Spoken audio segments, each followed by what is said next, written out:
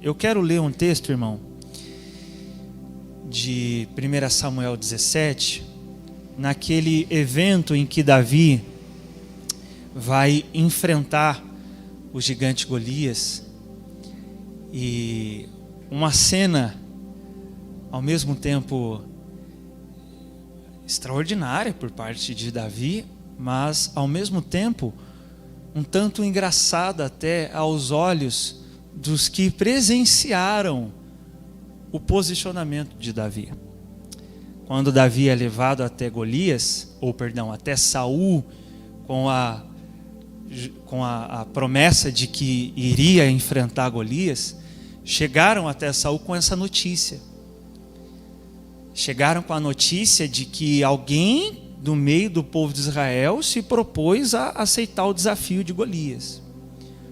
Não sei se você já leu com atenção o texto de 1 Samuel 17, mas o contexto ali é o seguinte: de um lado nós temos o exército filisteu, todo composto ali de soldados preparados já para a guerra. De um outro lado tinha o exército de Israel pronto para se enfrentar com o exército inimigo.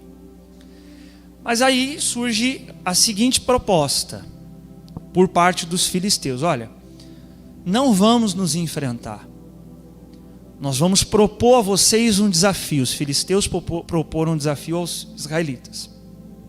Nós temos aqui um herói de guerra e vocês precisam derrotar apenas ele.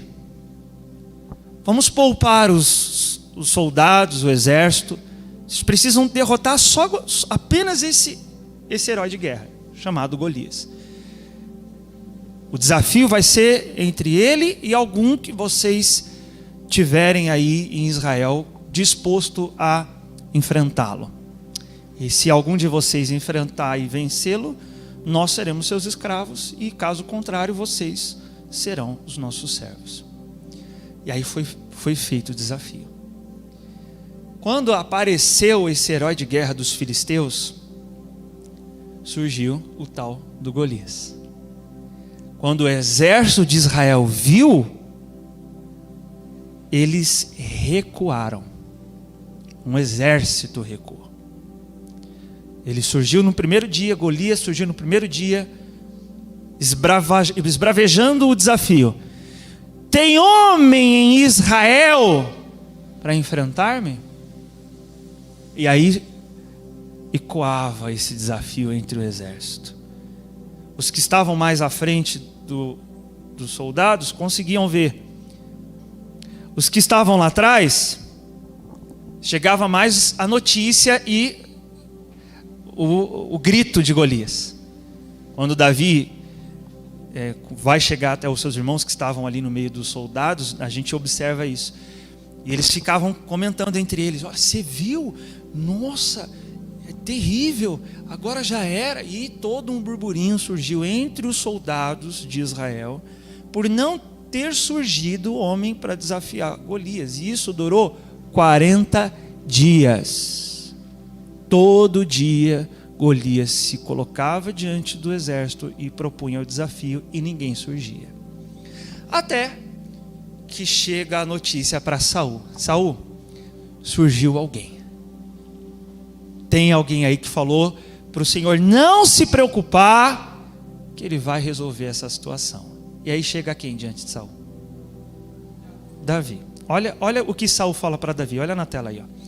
Contudo, Saul respondeu a Davi: tu não poderás ir contra esse filisteu para lutar com ele, porque não passas de uma criança, e ele é um guerreiro desde a sua...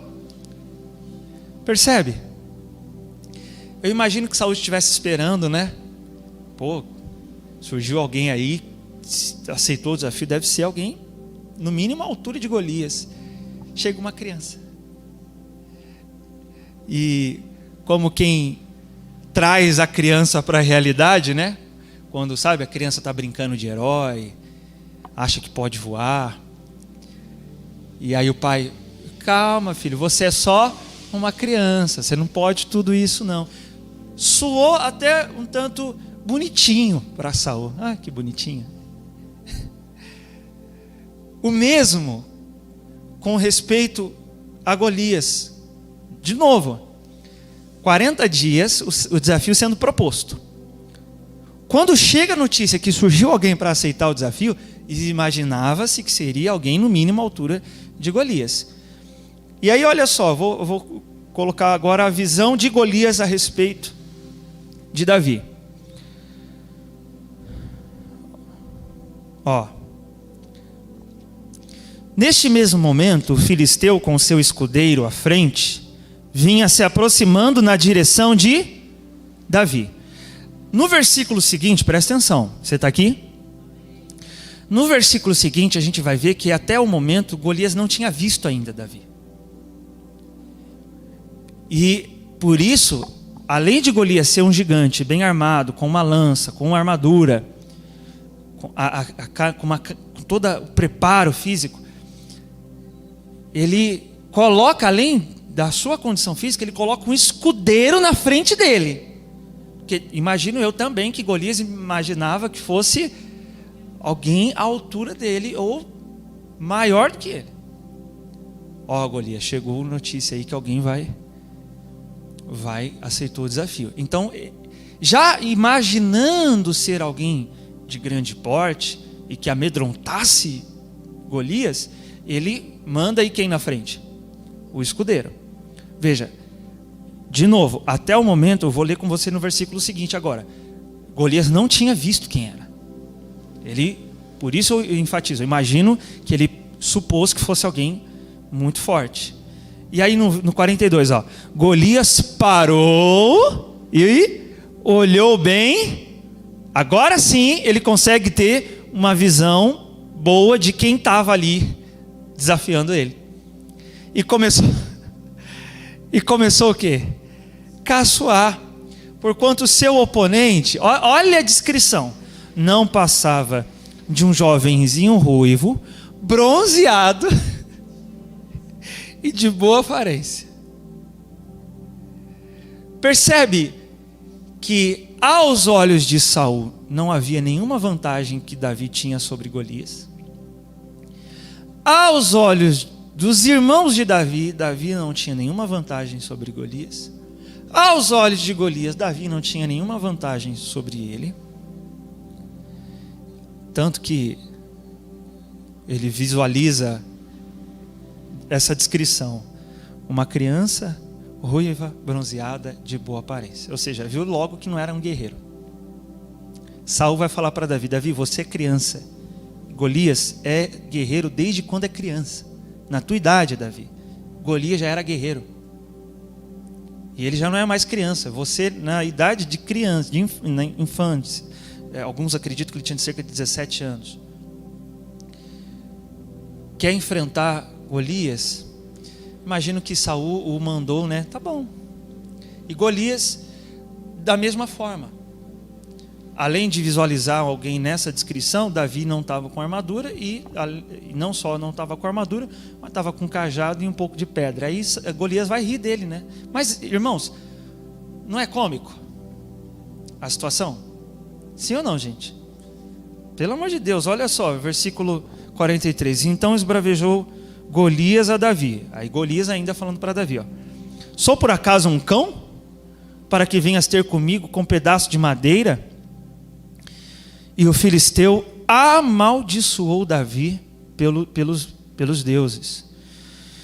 Disse mais, e continuou falando com Davi, ó. Disse mais o filisteu a Davi: vem cá, chamou para cima, né? Vem cá, e darei a tua carne às aves do céu e às feras do campo. Então, aos olhos de Saul, não havia qualquer vantagem de Davi sobre Golias. Aos olhos de Golias não havia qualquer vantagem de Davi sobre ele. Mas aos olhos do próprio Davi, olha a resposta dele. Contudo, Davi retrucou ao filisteu: tu vens contra mim com espada, lança e escudo pontiagudo. Está vendo a capacidade de Golias? Ó? Espada, lança e escudo pontiagudo. Eu, no entanto, venho a ti em nome do Senhor dos Exércitos, o Deus dos exércitos de Israel que desafiaste. Hoje mesmo, olha a ameaça de Davi a Golias. Hoje mesmo o Senhor te entregará em minhas mãos, eu te ferirei, te deceparei a cabeça, darei teu corpo e os cadáveres do teu exército filisteu às aves do céu e aos animais selvagens. Toda a terra saberá que há Deus em Israel. Bicho brabo. Ah, é, Golias? Você vai dar a minha carne para as aves? Eu vou dar a tua e dos teus exércitos e do teu exército. Eu vou derrotar você e vou derrotar os teus exércitos. Irmão, o que Davi tinha? Qual a consciência que ele, o que ele tinha diferente de Golias que o fez se posicionar dessa forma? Andressa não responde, que ela estava aqui de manhã, já sabe. Está ouvindo a palavra 2 vezes. Isso aí que é crente mesmo, isso aí. Olha só. O que ele tinha que, justamente por saber que ele tinha isso e Golias não, foi o que o levou a se posicionar assim. Ele sabia que tinha algo, ele tinha consciência de algo que ele possuía, que o colocava em vantagem contra Golias, que Golias não tinha. O que era, irmãos? Deus de Israel. O que mais? Certeza. Fé em Deus. Confiança. Vamos lá. Quem é que tem fé em Deus? Levanta a mão, participa aí, gente, para eu não ficar mal aqui.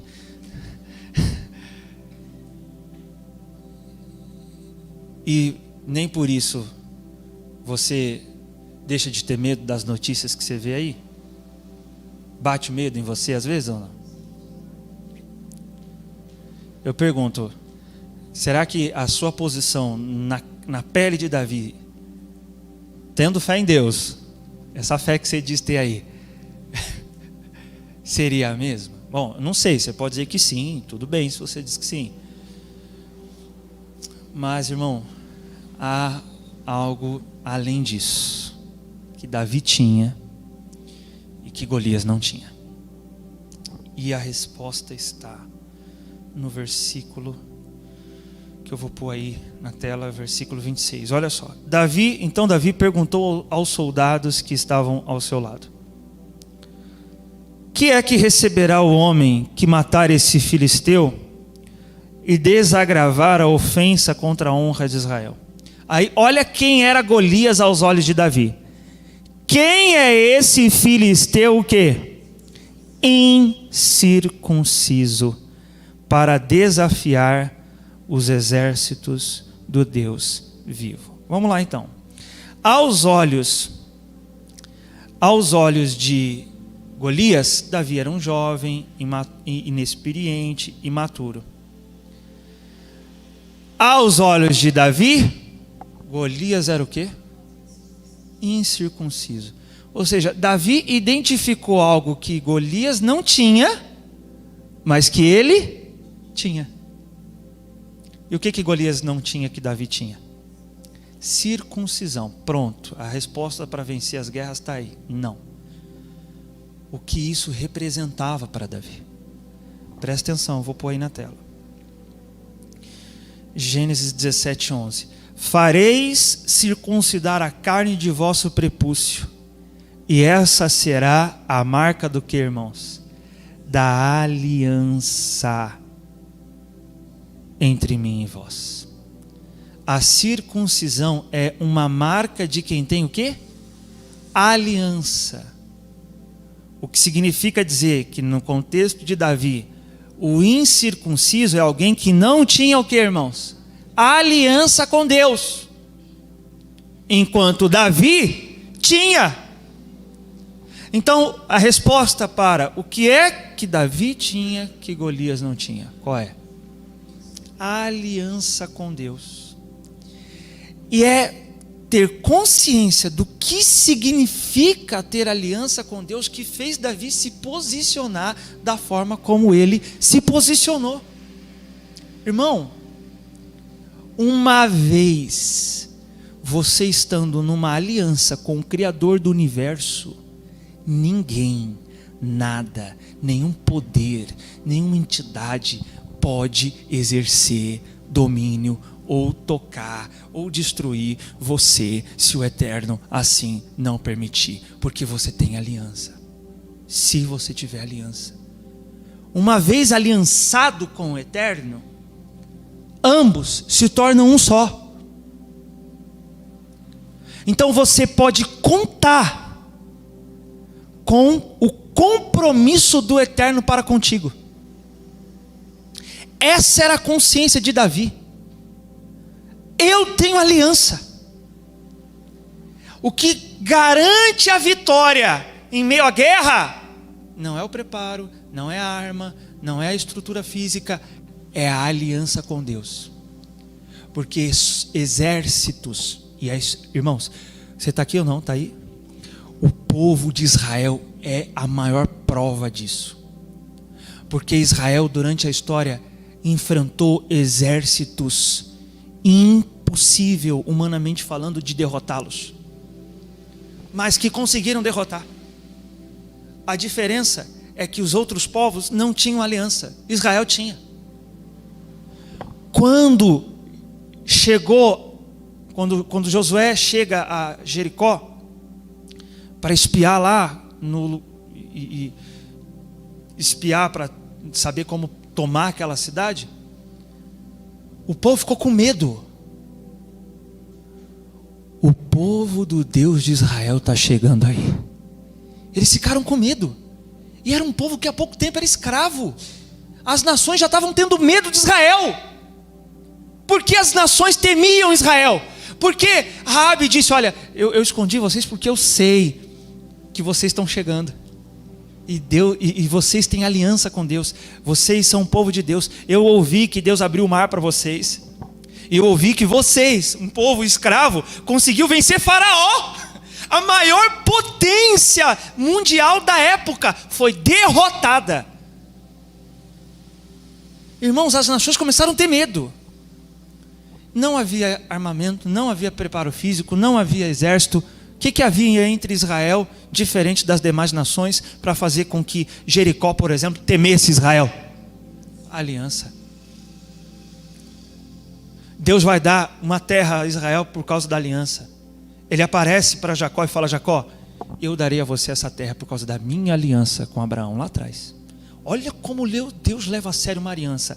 Abraão já estava morto, mas Deus disse: eu fiz uma aliança com Abraão.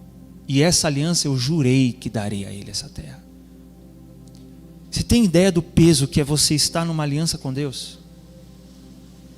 Eu vou citar um texto do Rabino Marcelo Guimarães sobre essa história de Israel, rapidinho, olha só. Israel é um milagre do passado, do presente e creio que será no futuro. Começando com a peregrinação de Abraão, estabelecendo-se na terra de Canaã, depois por seu filho Isaque, mais tarde por Jacó, de quem procedeu as 12 tribos. O povo de Israel não parou um dia sequer de ser perseguido, exilado, maltratado, escarnecido, rejeitado, saqueado, aniquilado. Já foram escravos no Egito por 430 anos, quase exterminados pelos cananeus, filisteus, amalequitas e outros que os perseguiram durante 40 anos na travessia pelo deserto rumo à terra de Canaã. Foram exilados na Babilônia e quase exterminados na Pérsia, saqueados, roubados e mortos pelos cruzados, processados, julgados e queimados nas fogueiras da Inquisição, da Idade Média, sacrificados aos milhões como holocaustos de humanos nos fornos crematórios do nazismo. E nos últimos anos se estabelecendo com muita luta e dor em torno de Israel, onde há mais de 100 milhões de árabes, de nações vizinhas, muitos dos quais querem simplesmente riscar Israel do mapa, mas Israel está aí. quando Israel volta para... Quando os judeus têm a permissão de voltar para Israel, eu creio que foi em 64, e eles voltam sem nada. E as nações vizinhas prontas para matá-los, destruí-los, aniquilá-los e não permitir que eles entrassem lá. De novo, história se repetindo. Há uma guerra chamada a Guerra dos 6 Dias. Irmão, isso é recente. Um pouco mais de 70 anos. Os cientistas políticos não sabem explicar como Israel não foi destruído nessa guerra. Eles conseguiram vencer, se estabeleceram. Os cientistas políticos, isso eu ouvi de alguém que serviu o exército de Israel. Os cientistas políticos, quando eles têm notícia de uma nação que venceu guerras, eles estudam essa nação para descobrir qual estratégia, qual armamento, como eles venceram a guerra, para replicar as estratégias, o método. E ele falou que os cientistas políticos desistiram de estudar Israel, porque não tem como explicar como venceu as guerras até hoje. Aí eu sei explicar. Ninguém consegue destruir Israel, porque é um povo com quem Deus fez aliança, irmão. Não adianta, pode tentar arriscar, não consegue. Isso, a história é prova disso. O povo de Israel é prova disso. E Deus sempre enfatizando: a minha aliança, a minha aliança, a minha aliança. Olha o que diz, eu vou chegar em Lucas, tá? Fica tranquilo. Mas olha o que diz sobre isso Jeremias. Diz assim, ó: dias virão, afirma o Senhor. Eu vou direto para o versículo que vai enfatizar. Assim fala o Senhor, que estabeleceu o sol para iluminar o dia e determinou que a lua e as estrelas tivessem seu brilho contemplado ainda com mais esplendor durante as noites, que agita o mar para que as suas ondas rujam. O seu nome é o Senhor, o Eterno dos Exércitos. Somente se essas leis deixarem de estabelecer a ordem do universo e desaparecerem da minha presença, declara o Senhor, deixarão os descendentes de Israel de ser uma grande nação diante da minha pessoa, hoje e sempre. Ou seja, sabe quando Israel vai ser destruído? Quando as leis do universo mudarem. O sol ainda se põe, a lua ainda brilha de noite, as leis do universo ainda estão vigentes. É Deus falando: a minha aliança com Israel ainda é válida. Quem foi testemunha da aliança de Deus com Israel foi o céu e a terra. Ele diz: eis que tomo como céu e terra como testemunhas. Por isso, irmão, quem tem aliança com Deus, o mundo não consegue destruir, o inferno não consegue destruir, praga não consegue arruinar, maldição não consegue destruir, nada pode destruir alguém que está em aliança com Deus. Diga amém. Amém. Nada. E essa é a convicção de Davi: eu tenho aliança. Eu estou numa aliança com o Eterno, por isso eu posso expressar a convicção que ele expressou. E agora, pastor, eu quero ter essa aliança. Como é que eu entro nessa aliança? Bom, Davi tinha aliança porque era circuncidado. Então os homens aí preparam para passar na faca. Não.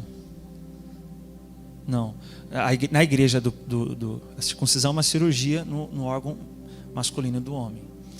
Só para você entender porque que eu disse passar na faca. No início da igreja lá nos evangelhos, houve essa discussão. Como é que o gentio pode dizer que tem aliança com Deus se ele não é circuncidado, se a Torá fala que a circuncisão é a marca da aliança? Tem que circuncidar. E aí Paulo fala: não, de nada vos servirá se vos deixar de circuncidar. De acordo com a decisão tomada pelos apóstolos em Atos 15, que não seria obrigado aos gentios a circuncisão, e mesmo assim os gentios podem entrar na aliança. E aí a pergunta fica: como então entrar na aliança? Vamos ver Lucas 22, agora vamos ler o texto que eu pedi para você deixar aberto. Lucas 22, 19. E tomando um pão, e havendo dado graças, esse dado graças aqui, irmãos, é a bênção que é dada quando o povo de Israel, na ocasião de Pêssar, pega o pão. Então ele fala aqui, tomou o pão, havendo dado graças. Baru atah Adonai, Eloheinu melech haolam, hamotzlech min haaretz. Amém. Essa é a oração. E eu sei disso porque o contexto histórico e temporal em que Jesus estava celebrando a festividade de Pêssar foi a ocasião em que ele faz a ceia. Essa expressão dado graças, no seu contexto, é relacionado à bênção citada na hora de partir o pão. E aí ele faz essa oração e partiu, serviu os seus discípulos recomendando: isto é o meu corpo oferecido em favor de vós, fazei isto em memória de mim. Da mesma maneira, depois de cear, pegou o cálice, olha aí, explicando. Este cálice significa o que, meus irmãos? A nova aliança no quê? No meu sangue derramado em vosso benefício. Quem está aqui? Como é que alguém entra na aliança? Pelo sangue. Ele diz, a aliança feita no meu sangue. Mas vamos lá, na prática, quando é que alguém firma essa aliança? Porque eu digo a você, você tem que, você quer ter aliança com Deus? Passa no arco da aliança. Tem um tal do arco da aliança aí, só passa lá no arco da aliança. Eu já fiz, né, isso. Pôr o arco lá, passa no arco da aliança. Não pode fazer, mas não vai ter aliança com Deus não, por causa disso daí não. Só tem uma forma de entrar na aliança. Jesus disse que a nova aliança é feita no seu sangue. Tá, beleza, pastor. É pelo sangue de Yeshua. Mas na prática, quando é que alguém entra nessa aliança pelo sangue dele? O batismo está envolvido, é necessário. Mas o que está acontecendo aqui? Onde ele faz essa aliança? Ceia. Na prática, quando é que alguém pega o sangue dele para dizer, agora eu posso entrar nessa aliança? Na prática, quando é que alguém faz isso? Ceia. Qual é a cerimônia onde se é estabelecida a aliança de um indivíduo com Deus? Ceia. Na prática, irmão, tem que ter participação da ceia. Tem que ter. Não, mas eu creio em Jesus. Não, mas eu já confessei Jesus. Tá, então por que você não toma ceia? Pastor, por inúmeros fatores. Tá, tudo bem. Mas não pense você que você já está na aliança. Não está. Irmãos, não tem outro método para estar na aliança. É no sangue. E na prática, a pessoa entra na aliança através do sangue, quando ela bebe do sangue de Yeshua. E não sou eu que digo isso, tá? Eu vou pôr aí o texto onde o próprio Yeshua fala isso. João 6, versículo 53. Então Jesus os advertiu: em verdade, eu vos afirmo, se não comerdes a carne do Filho do Homem e não beberdes o seu sangue, não tereis a vida dentro de vós. Não vai ter, não diga que você tem aliança com Deus se você não come da carne e não bebe do sangue de Yeshua. Ele continua: todo aquele que comer a minha carne e beber o meu sangue tem a vida eterna, e eu o ressuscitarei no último dia. Pois a minha carne é verdadeira comida, e meu sangue é a verdadeira bebida. Aquele que come a minha carne e bebe meu sangue permanece em mim, e eu... O que é isso? Aliança. Quem come da minha carne e bebe do meu sangue, agora nós temos uma aliança. Yeshua comigo e eu com ele. É feita uma aliança. Você está discernindo tamanha importância da celebração da ceia? É uma aliança. E por isso, independente do que possa estar impedindo você de celebrá-la, não adie a celebração e a participação nela. Porque você pode vir na igreja, você pode dar o dízimo, você pode dizer que crê em Jesus, mas você, se não come da carne e não bebe do sangue, você não pode dizer que tem aliança. E isso é tão importante nós discernirmos, porque ao mesmo tempo que uma pessoa, né, existem pessoas, né, existe aquele que crê em Deus, aquele que é simpatizante, aquele que diz ter confessado, e existe aquele que tem aliança. Em todo caso, as promessas contidas na Bíblia são para quem? Para quem tem aliança. Sabe por quê? Olha o que Paulo fala em Efésios. Ele diz assim, ó: estáveis naquela época sem Cristo, separados da comunidade de Israel, estranhos às alianças do quê? Percebe? Está junto. Aliança da...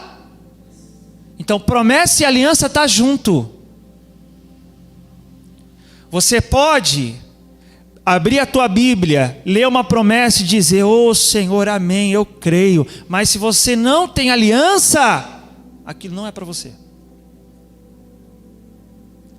Você pode ter caixinha de promessa, não tem problema. Abre lá, lê. Mas se você não tem aliança, não diga que aquilo é para você. Porque senão, meu irmão, que diferença teria alguém que tem aliança com alguém que não tem? Teria diferença. E há diferença. Tamanha diferença que Davi tinha convicção que ia vencer Golias, porque Golias não tinha aliança. Golias podia contar com a sua lança, podia contar com o seu escudeiro, podia contar com as suas habilidades, mas não podia contar com a promessa, porque ele não tinha aliança. Davi não tinha lança para poder contar, não tinha armadura para poder contar com ela, não tinha preparo físico para poder contar com ela, mas Davi podia contar com a promessa do Eterno, porque Davi tinha aliança. E o que significa, pastor, estar nessa aliança? Veja, Yeshua diz, nós lemos em João 6 que entrando nessa aliança, Yeshua disse: eu permaneço nele e ele em mim. É um casamento.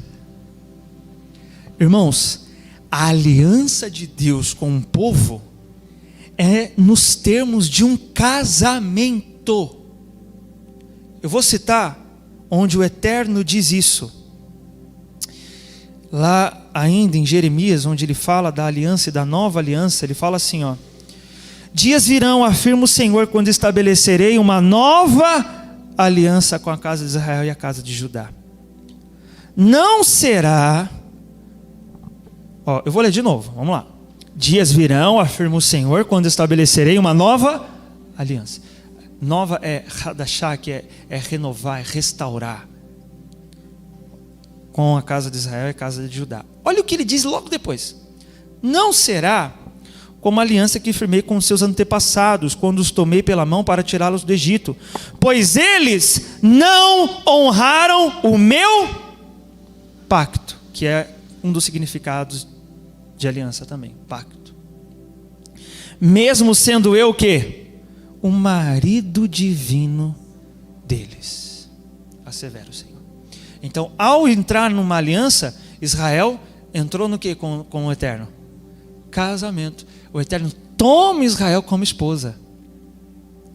E o Eterno passa a ser considerado como marido.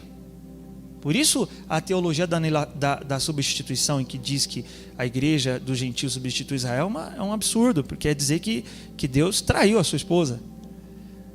Não, nós somos incluídos e nos tornamos com Israel uma esposa para o Eterno. Agora presta atenção. Então, a aliança para o Eterno é o mesmo que está o quê? Se casando com Ele. Agora pensa o quanto o Eterno leva a sério o casamento. Porque ele diz que a esposa dele não honrou a aliança. Ele diz: eles não honraram o pacto.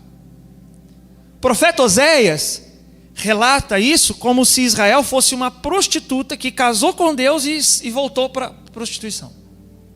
Casada com o Eterno. Quando cai na idolatria e por aí vai. Por isso Yeshua também diz: se você quer seguir, se você quer ter aliança comigo e amar teu pai, tua mãe, tua vida, teus amigos, seja o que for mais do que a mim, não é digno de mim. Porque Yeshua chama pessoas para ter o que, irmão? Ele chama pessoas para ter aliança, para casar-se.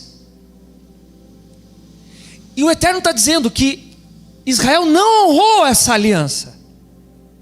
E apesar de Israel não ter honrado essa aliança, a lógica seria o quê? Bom, me traiu, então o que eu vou fazer com a aliança que fiz com eles? Quebra, desfaz, esquece você. Não, ele disse: eu vou fazer uma nova aliança, eu vou renovar. Irmão, a aliança com o Eterno é para sempre. A aliança com Deus é irrevogável, é imutável. Não dá para voltar atrás, meu irmão. Se você entrou na aliança com Deus, nos termos da Bíblia, você entrou num casamento com Yeshua. E isso é para sempre. Por isso, ainda que alguém venha desonrar essa aliança, o Eterno não assina a carta de divórcio. Ele se compromete em restaurar a aliança feita com o seu povo. Ele promete isso. E Yeshua diz que onde essa aliança é restaurada? O que restaura ela? O sangue dele. Você pode um dia ter feito essa aliança com o Eterno. E pastor, quando foi que eu fiz? Na primeira vez que você bebeu do sangue e comeu do corpo, ali você entrou numa aliança. Você pode nem lembrar mais quando foi a primeira vez que você fez isso, mas Deus não esquece, porque ali você fez uma aliança de casamento com Ele. Talvez você passou um tempo e disse: não, agora eu não vou tomar a ceia. O que não faz tanto sentido quando você entende o que significa ter tomado a ceia uma vez. Você entrou numa aliança. Dá para agora dizer que eu não tenho aliança? Deus não vai dar carta de divórcio, tá, gente? Deus não vai dar. Já era. Você pode, às vezes, por uma reverência, por um temor, por um zelo, mas não por achar que não tomar a ceia uma vez vai te isentar da aliança, porque não vai. Não, eu não vou tomar dessa vez, né, como uma forma, às vezes, até de não se sentir tão assim comprometido, né? Não, eu tô livre das minhas obrigações, porque eu não tomei esse mês. Aí nesse mês eu estou livre para pecar. Não, meu irmão, você tomou uma vez, já era. Você entrou numa aliança. E que bom, meus irmãos, porque nada melhor do que ter aliança com o Criador do céu, da terra, do universo, aquele que garante a nossa sobrevivência, aquele que diz: eu não mudo a minha aliança. Ele diz isso. Olha o que o Eterno fala e o quanto para ele é considerada importante a aliança. Eu vou citar 2 textos aí. Olha o quanto que para o Eterno, o que para o Eterno significa ter aliança. Ele diz aqui, ó: os montes podem mudar de lugar e as colinas podem abalar-se, mas o meu sentimento de benevolência e misericórdia, isto é, meu amor, nunca mudará. A minha aliança de paz não será jamais abalada, afirma o Senhor, aquele que se compadece de ti. Sabe o que o Eterno está dizendo? Uma vez você entrando numa aliança com Ele, o amor dele por você não mudará mais. Mas vamos aplicar agora para Ele, porque uma aliança é feita de 2 partes, onde o amor é exigido não de apenas uma das partes, mas de ambas. O nosso amor a Ele, será que muda? Ou será que a gente realmente ama? ou a gente entrou numa aliança porque é vantajoso para nós? Você casa com alguém, supõe-se que há o que nisso? Há amor. A não ser, né, quando o casamento é arranjado por algum interesse. O Eterno entrou em aliança contigo por amá-lo. E Ele está dizendo: meu amor não mudará mais. Eu tenho aliança. Eu sou fiel à aliança que fiz contigo, o Eterno diz. Eu me comprometo na aliança que firmei contigo. Eu vou só citar aqui para não tomar muito tempo. Salmos 89 e 34, ele fala: eu não violarei minha aliança, tampouco modificarei qualquer das promessas dos meus lábios.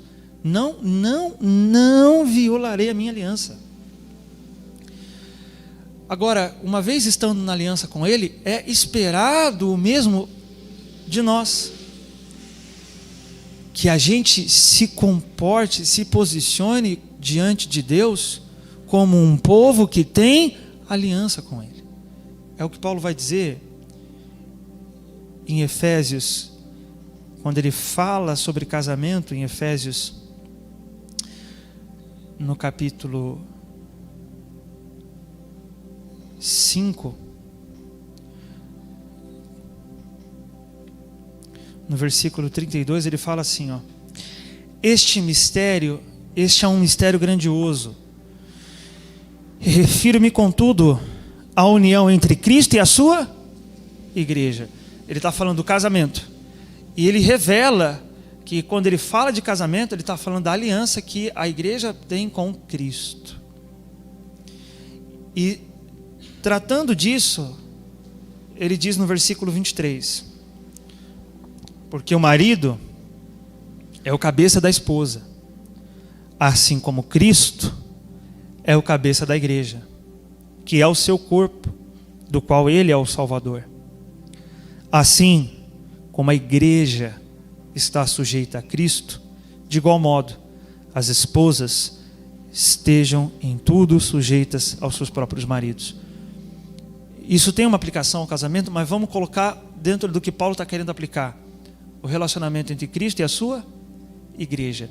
Uma vez entrando nessa aliança, Paulo diz: esteja sujeito a Cristo. Você casou com Ele, submeta-se.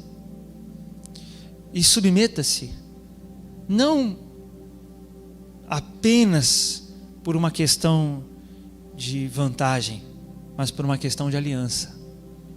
Você entrou na aliança. Essa aliança, ela tanto lhe confere promessas, quanto te exige deveres.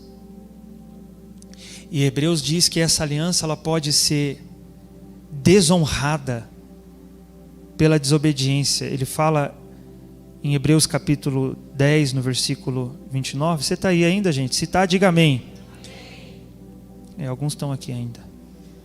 Olha só: uma vez aperfeiçoado, tornou-se fonte de salvação eterna para todos quantos lhe obedecem. Então essa aliança com Ele não só garante a minha salvação, mas eu assumo sobre mim o dever de obedecê-lo. E não é por vantagem, é por aliança. Então, se em algum momento tua oração não foi respondida e você blasfema contra Deus, você está desonrando a tua aliança. Assim como você não desiste do teu casamento por dificuldades que vocês possam enfrentar juntos, porque vocês têm aliança. Casou, meu irmão. Paulo, ele aplica o mesmo princípio ao Eterno. Por isso Yeshua diz que o casamento se torna um só, e o Eterno, da vontade do Eterno, não é que nunca houvesse divórcio, porque isso representa o casamento dele com a sua igreja. Há permissão, há casos e casos, mas vamos aplicar a nossa aliança com Ele. Quando Ele diz que da vontade dele é que nunca houvesse divórcio, é porque isso simboliza a nossa aliança com Ele, que nunca deva haver divórcio. Já foi feita a aliança. eu quero ler com você Romanos 2, por isso que eu pedi para você marcar. Romanos 2. Aonde estiver escrito circuncisão, eu quero que você leia aliança, porque a circuncisão a gente viu é o sinal da aliança. Então vamos ler aliança onde está a circuncisão. Diz assim: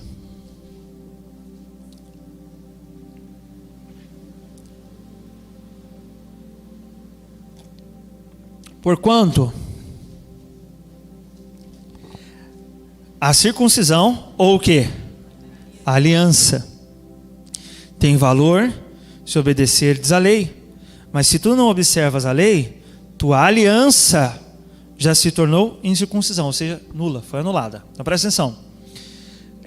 Aqui Paulo está falando da circuncisão, que é o sinal da aliança para o povo judeu. A palavra circuncisão no hebraico é brit milá. Brit é pacto, aliança, milá é circuncisão, mas milá também significa palavra. Também significa palavra. Então pode ser traduzido como pacto da palavra.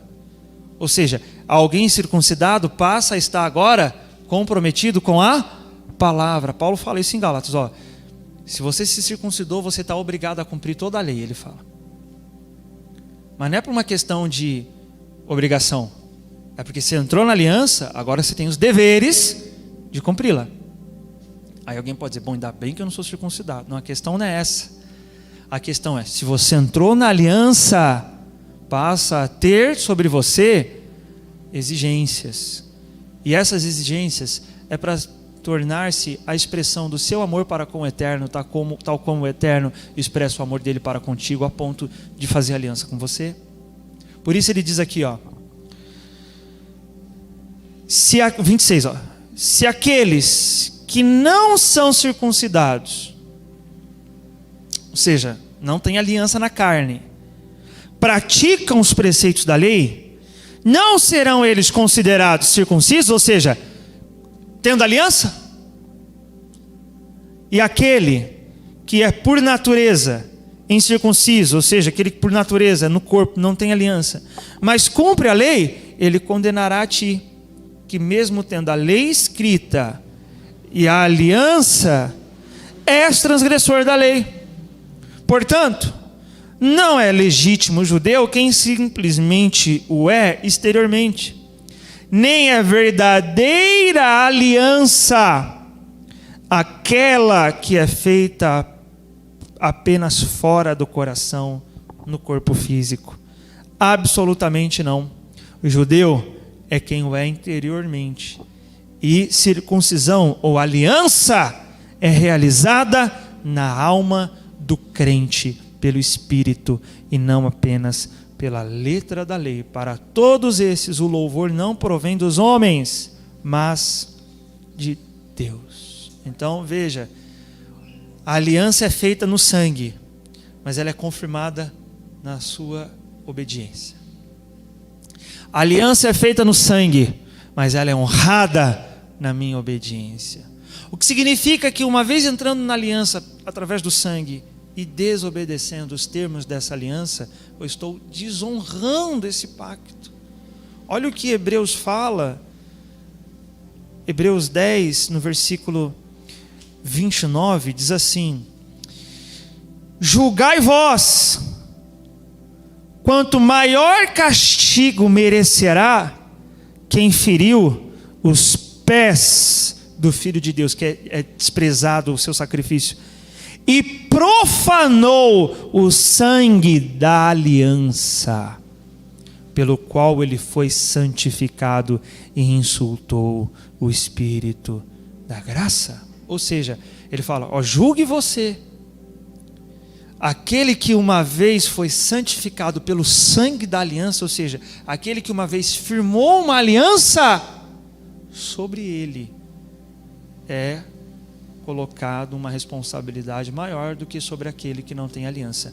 O que também significa que a ele é feita promessas que não estão incluídos quem não tem aliança. Quem está pegando, irmão? Está entendendo, sim ou não? Então, isso aqui é dito para quem uma vez fez a aliança no sangue. e profanou a aliança, desonrou a aliança, tratou como se não tivesse nunca feito aliança. E quantas pessoas, irmãos, no ato da ceia entram na aliança e no dia a dia desonram essa aliança. E a resposta e a solução para isso não está em não fazer aliança, está em honrar a aliança. Amém, irmãos? Antes que alguém pense, não, então é melhor não tomar. Não, melhor é se consertar. Tanto que a aliança diz, a palavra aliança também significa conserto. O melhor é se consertar. O melhor é honrar a aliança. Não tem outro Deus. Não tem outro Senhor. Não tem outro pacto. Não terá uma terceira aliança. Você está vivendo nos dias da última aliança que o Eterno fez com o seu povo. A nova aliança. Aos judeus lá de Jeremias, o Eterno disse, ainda virá uma nova aliança e vocês vão ter chance. Mas a nós não terá. Eu não posso dizer, não, vai ter uma nova aliança. Não, não vai ter mais, eu já estou na nova aliança. O que cabe agora é aproveitar o convite do Eterno de entrarmos em sua aliança. E se você aceitar esse convite de Deus, de casar-se com Ele, de aliançar-se com Ele, você pode contar com a mesma ajuda que Davi contou. Eu tenho aliança com Deus. Não importa. Podem ameaçar, podem perseguir, podem fazer o que for. Se você tem aliança, irmão, o Eterno garante a tua sobrevivência, teu sustento. E essa aliança não é só para este mundo, é uma aliança eterna. Ele diz, eu ressuscitarei no último dia quem tem aliança com Ele. É uma aliança que mesmo depois de morto, né, quando a gente casa, a gente diz, até que a morte, com Yeshua você não pode dizer isso. Porque Yeshua diz, eu não vou perder você nem para a morte. Quem tem aliança comigo, eu vou resgatar da morte. As portas do inferno não prevalecerão contra aqueles que têm aliança, irmão. E se você uma vez fez a aliança com o Eterno, não há como pedir carta de divórcio para Deus. Você entrou na aliança. Agora, viva essa aliança. E talvez você que não entrou ainda nessa aliança pode dizer, pastor, é melhor não entrar não, porque eu não sei se eu vou honrá-la. É bom você ter esse temor. Mas olha a resposta de Deus para você em Hebreus 7, no versículo 21, ele diz, no entanto, ele se tornou sacerdote com juramento, no momento em que Deus declarou, o Senhor jurou e não se arrependerá, tu és sacerdote para sempre. Jesus transformou-se por essa razão, vamos ler juntos, diga, na garantia de uma aliança superior. A diferença entre os que viveram na primeira aliança e nós que vivemos a nova aliança, a vantagem da nova aliança para a primeira, não é que a nova aliança não tem mandamentos, tá? Porque alguém pode dizer, não, a nova aliança é melhor porque ela não tem tantas obrigatoriedades como a primeira. Irmão, sobre isso, a nova aliança ela é mais exigente. Porque na primeira, Yeshua diz, olha, amai os que vos amam, ou amar o próximo como a ti mesmo. Perdão, né? Amar o próximo como a ti mesmo.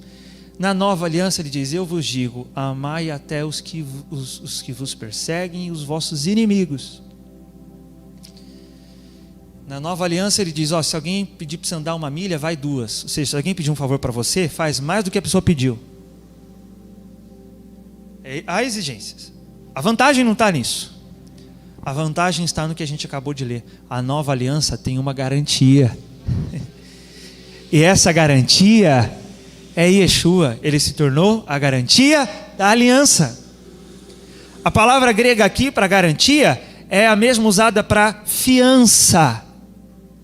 há um pedido de Davi, eu só vou citar, Salmo 119, 122, ele fala: fica por fiador do teu servo.